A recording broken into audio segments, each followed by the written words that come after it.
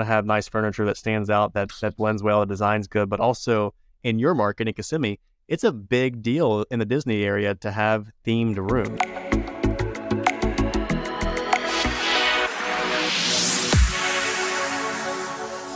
Welcome back to Florida Real Estate Profits, where we're doing our best to give you an unfiltered view on how to make money in Florida real estate. Today's topic is how can you maximize the return on your short-term rental investment? There's a lot of tricks that we've learned over the years. And Michael, I'm going to kick it to you first. What's one of the most important things that you've seen that makes a big difference in the return on a short-term rental? Yeah, so one of the biggest things that I see being in the Kissimmee market is going to be furniture, game rooms. Having the pool and spa combo is really big. I've had homes that are exactly the same, built by the same builder next door to each other. One has a great theme room / game room, and the other one just has kind of the IKEA furniture. And the amount that the homes rent difference is almost double when you start comparing furniture to furniture, a pool to a pool and spa combo. One thing I would definitely recommend is make sure you have good furniture. Good theme rooms are also extremely important in our industry. I mean, whether it is more of a unisex room than just the princess rooms where you're just going to one set or marketing to one sex instead of the other. So being in the Kissimmee area, the Disney area, there's a lot of like product, right? And so you given that example, Michael, that's such a great point. You can have the exact same spec home. Let's say it's 5 bedrooms, 8 bedrooms, side by side. They have the same bathrooms, bedrooms, same pool. If one of them has a spa, that's a big difference, you're telling me. So that in that market, that's a great thing to know. But also you mentioned themed rooms. Like people really underestimate not just the furniture package. Yeah, you want to have nice furniture that stands out, that blends well, the design's good, but also in your market in Kissimmee, it's a big deal in the Disney area to have themed rooms. People, they're taking their kids on vacation, they looking at pictures and they see certain characters that their kids want to be a part of or really are drawn to. Makes a massive difference on how much that home gets booked. It's a small investment that turns into potentially massive returns. Like you mentioned, you could double anywhere from 40% higher rental income for the year to maybe 100% income on the year just by making some small, smart investments. Game rooms, you mentioned, Michael, big deal. We've seen certain homes. I can tell you from a personal level. Me and my wife just did a trip to Tampa a couple months ago, and one of the homes that we saw was just, it was a smaller home, but it was just beautifully designed, and it had a Pac-Man and an old basketball arcade game. And it was just like, no brainer. That's where we're going to stay. And just that kind of little stuff really makes a huge difference when it comes to booking rates. Guy, anything else you'd add to that or particular additional items to think about to maximize return in the short term? Well, yeah, I mean, I think photography is a super key too. I mean, having great photography, obviously you want to represent the reality, so you have happy guests, but decorating the home, I mean, it's not just buying good furniture, it's making it feel like somewhere people want to stay. I mean, typically you're going to have people in the household that are looking at pictures, and a lot of times it'll be the kid or, it can be anybody, but, they that's how they select. A lot of times how a home gets selected is just by the photography.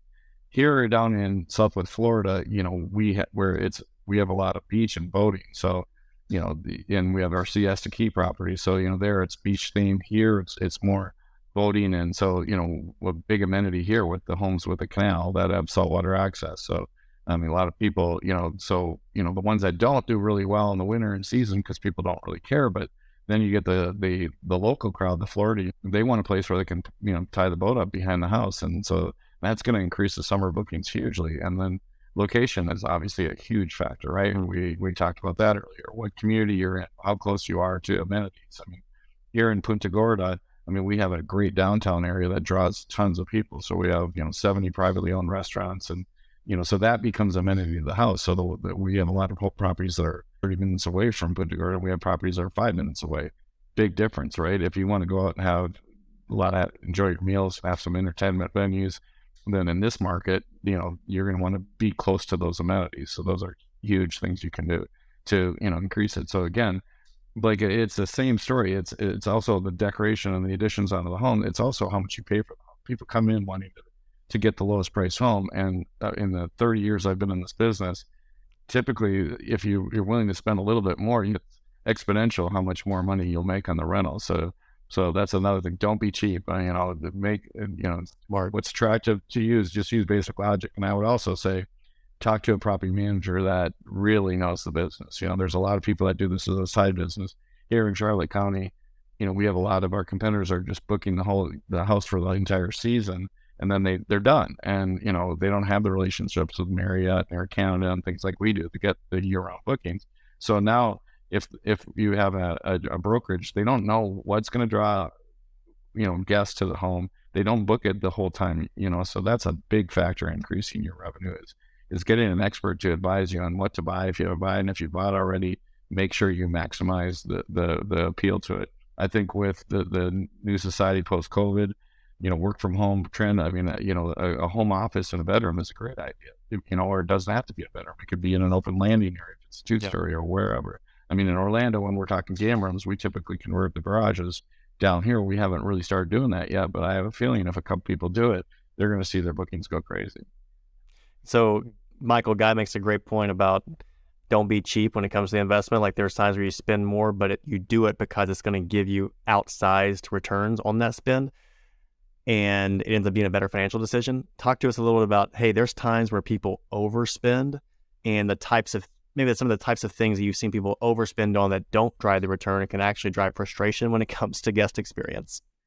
Yeah, so I wouldn't put anything in a rental that's going to be easily breakable, needs a ton of maintenance. I've seen bowling alleys where it's needs service constantly. The guests aren't happy, the owners aren't happy. And I've seen arcade games that are like at Dave & Buster's where they're almost unbreakable. And I had a home that was actually an anomaly. It was in my farthest community away from Disney. It was without a spa, and it was my best renting home in the community just because the guy spent money on the game room where it needed to be spent.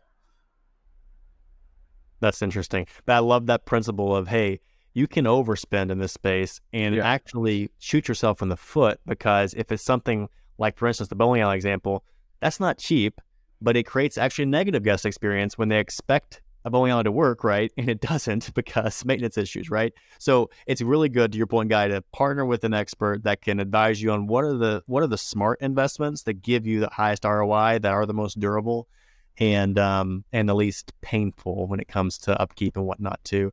That's really good. One more thing want to ask you to comment on real quick is we're hearing and we're seeing a lot with our own inventory that pet friendly is mattering more and more. Any insights on that you might want to share, Michael? Yeah, so I'm the work from home movement. Obviously, people are coming for longer amounts of time, and pets are family. So homes that are willing to rent to pets, typically you're going to get a pet deposit. The carpets are going to have to be cleaned better after, but the home is going to have a better occupancy. And obviously, more occupancy is more money in your pocket. Yeah. And you can do it in a way, especially if you're partnering with the right kind of management company, where you limit wear and tear on your home, but it can make a massive difference. And we're seeing that with our inventory, is making a massive difference for the people that are saying, hey, we're pet friendly, driving higher rental rates plus higher occupancy because of that. Real quick, Guy, before we end, you mentioned a little bit on location. Talk to us a little bit about that when it comes to the types of communities, especially we've been in the Disney area for 30 years now. Right. Locate an amazing home, right, in one community, but one they may not have a certain amenity that people are looking for, and I know one of those is in the Lazy River, right? What should people be thinking about when it comes to the amenities of their community? Well, I just want to speak to the pet thing real quick too, because you guys made me think a couple things.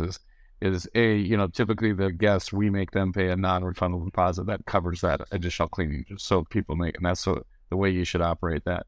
And then Michael mentioned carpet, and it just made me think about one of the best amenities. Our first rental house that we had down here in Southwest Florida, we put in luxury vinyl tile, and I have never seen a better product for vacation homes. I mean, it looks great, but as far as maintaining it and keeping it clean, we have ceramic tile in a lot of our homes in Orlando. We have mixtures of carpet, wood, everything. But for a vacation home, again, depending on the dollar value, if you get up in the multi-million, you may not want to do that product. It is one of the most durable, easy to maintain floors. But yeah, talking about location, Orlando's really, really unique with these vacation home communities that are man-gated entrances. They have huge amenities. When I started the industry, we were just mixing permanent residents with vacation homes, like a lot of markets around the country do, which isn't always the greatest thing in the world. But in Orlando, we have exclusive communities that are pretty much all vacation homes. There are sometimes people that live in them, and that's at their choice. But they have massive amenity packages. I mean, we've just seen it grow. I mean, it was always every community one up the next one. So now you've got great restaurants in them. You've got lazy rivers. We've got wave riders. But I still say the biggest, most important thing is the proximity to the Disney. And there's a couple of new communities coming out in Orlando that we've never had better locations. And we've seen that evidence on a couple of our communities that are real, that not only are close to Disney, but now that some of them are getting really close to Universal and SeaWorld, the iDrive attractions in Orlando. So that can make a big impact. And again, I kind of covered it down here. If you're going to be in Southwest Florida, the beach is a big amenity that some people want to be really close to. These little towns, the boating, there's a bunch of different things. So again, I like, if it's their first home, I really like them to buy what they want, and and we can obviously help them, guide them to what will make the most sense. But it's a second home vacation home, so I recommend people buy something that they're going to use and enjoy. Good stuff. This has been a fun one, guys. How to maximize a short-term rental. Lots of great tips in here. Appreciate it, and we hope to see you guys in a future episode.